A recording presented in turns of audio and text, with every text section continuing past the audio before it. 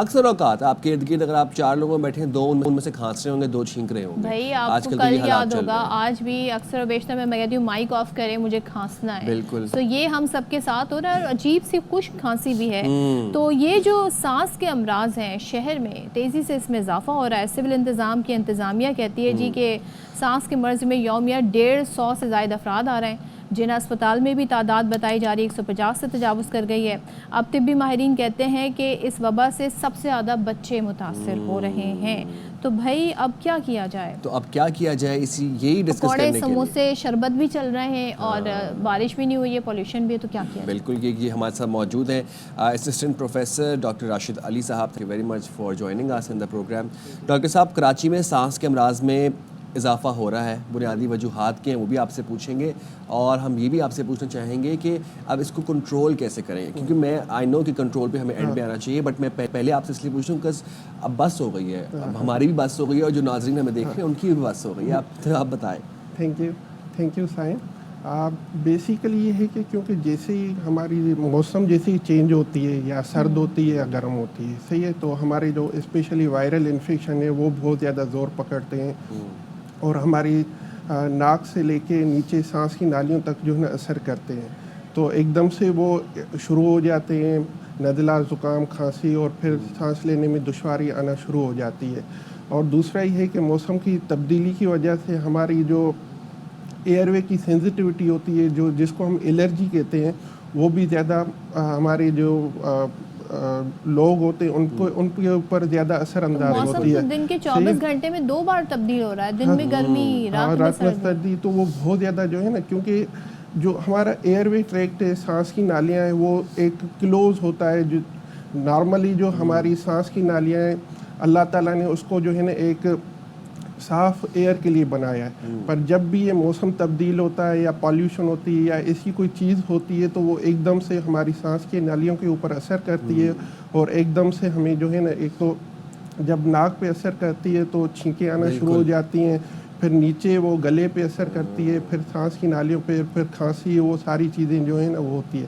اور اس کے ساتھ ساتھ جو ہمارے وائرل انفیکشن ہے وہ بھی جو ہے نا ایک زور پکڑتے ہیں, اور ہمارے اسپیشلی جو بچے ہوتے ہیں, جو بوڑھے ہوتے ہیں, ان پہ زیادہ اثر انداز ہوتے ہیں کیونکہ ان کی امیونٹی بہت زیادہ کم ہوتی ہے. آج کل کون سے وائرل انفیکشن ہے؟ وائرل انفیکشن تو وہی روٹین میں جو عام وائرس ہوتے ہیں, جیسے انفلوئنزا ہوتا ہے, وہ موسٹ کامن ہے, ہر جگہ پہ ہوتا ہے. کووڈ بھی آج کل, کیونکہ ہم آج کل ٹیسٹ نہیں کرواتے ہیں نا, تو اس لیے ہمیں پتہ نہیں لگتا ہے کہ یہ کووڈ ہے, انفلوئنزا ہے. ہو سکتے ہیں کیونکہ وہ آج کل اتنا سیویئر نہیں ہے جس طرح سے پہلے تھا نا 2021-22 میں. آج کل وہ سیویئرٹی نہیں ہے, تو اس لیے یہ ہے کہ وہ کووڈ کی جو ٹیسٹنگ ہے ہم نے بالکل ہی بند کر دی ہے.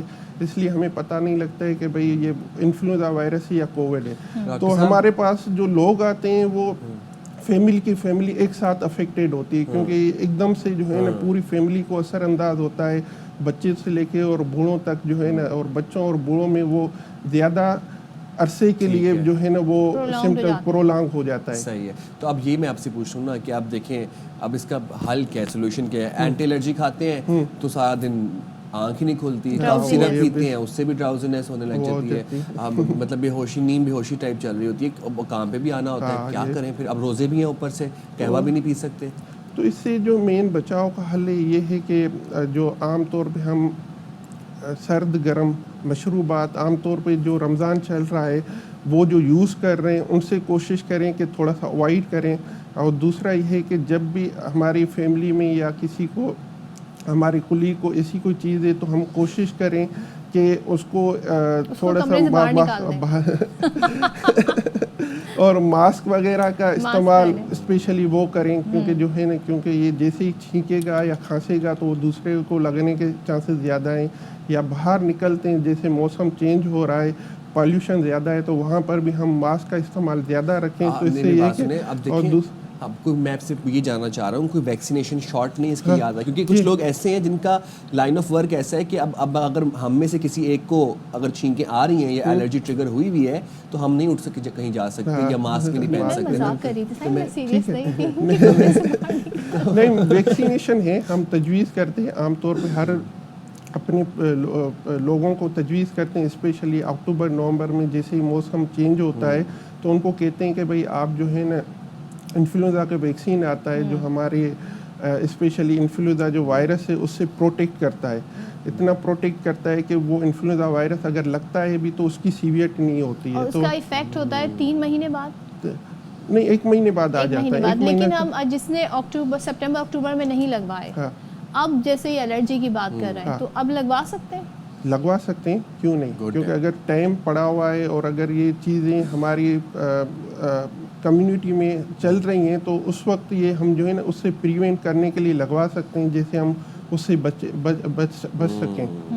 اور ٹیسٹ کروا لینا چاہیے اگر بار بار نزلہ زکام ہو رہا ہے تو کیا پتہ آپ کو کسی انسیکٹ سے الرجی ہو، ڈسٹ سے الرجی ہو. یہ ظاہری بات ہے، اگر بار بار ہو رہی ہے، ریکرنٹ ہو رہی ہے اور 3 مہینے میں آپ کو 2 سے 3 بار ہو رہی ہے تو میں تو اسپیشلی اپنے پیشنٹ کو تجویز کرتا ہوں کہ وہ الرجی کے ٹیسٹ کروا لیں. وہ تو اسلام آباد سے ہوتے ہیں کہ کراچی سے بھی ہوتے ہیں؟ نہیں، کراچی سے بھی ہوتے ہیں. وہ جو ہے نا 2 قسم کے ہوتے ہیں، ایک ہم خون سے بھی کر کے دیکھ لیتے ہیں، بعض اوقات ہمارے خون میں الرجن ہوتے ہیں وہ ہمیں ڈیٹیکٹ ہو جاتے ہیں، اور وہ اسکن کے بھی اسکن پرک ٹیسٹ بھی ہوتے ہیں جو ہمیں بتاتی ہے کہ بھئی آپ کو کس چیز سے الرجی ہے. تو وہ ایک تو کھانے پینے کی چیزیں ہوتی ہیں، اسپیشلی ہمیں پتہ نہیں ہوتا ہے کہ کھانے پینے میں کوئی ایسی کوئی چیز ہے جو ہمیں بار بار الرجی کر رہی ہے، ٹریگر کر رہی ہے. اور دوسرا ماحول میں بھی کافی چیزیں ہوتی ہیں. ہمارے پاس بہت لوگوں کے پاس جو ہے نا پیٹس ہوتے ہیں، کیٹس، ڈاگس، اور ہمارے ماحول میں کاکروچ اور ایسی دوسری بھی چیزیں، ہاؤس ڈسٹ مائٹ جو موسٹ کامن جو ہوتا ہے، ہاؤس ڈسٹ مائٹ ہوتا ہے، بہت زیادہ ہو جاتا ہے. تو ان سے یہ ٹریگر بہت زیادہ ہوتا ہے. اگر کسی کے ہمیں پتہ لگ جاتا ہے کہ ان چیزوں سے الرجی ہو رہی ہے اور اگر وہ چیز ہمارے گھر میں موجود ہے اور یا ماحول میں موجود ہے جہاں پر ہم کام کر رہے ہیں وہاں وہ نکال دیں گے تو انشاءاللہ یہ چیز جو ہے نا کنٹرول میں رہے گی. ٹھیک ہے، thank you so much. Doctor Rashid Ali Daud Porter صاحب ہمارے ساتھ تھے، رومنالوجسٹ، اور بڑے اچھے مفید مشورے نے دیے. تو سائم ابھی بھی ٹائم ہے، اگر آپ فلو شاٹ لگوانا چاہتے ہیں تو لگوا لیں.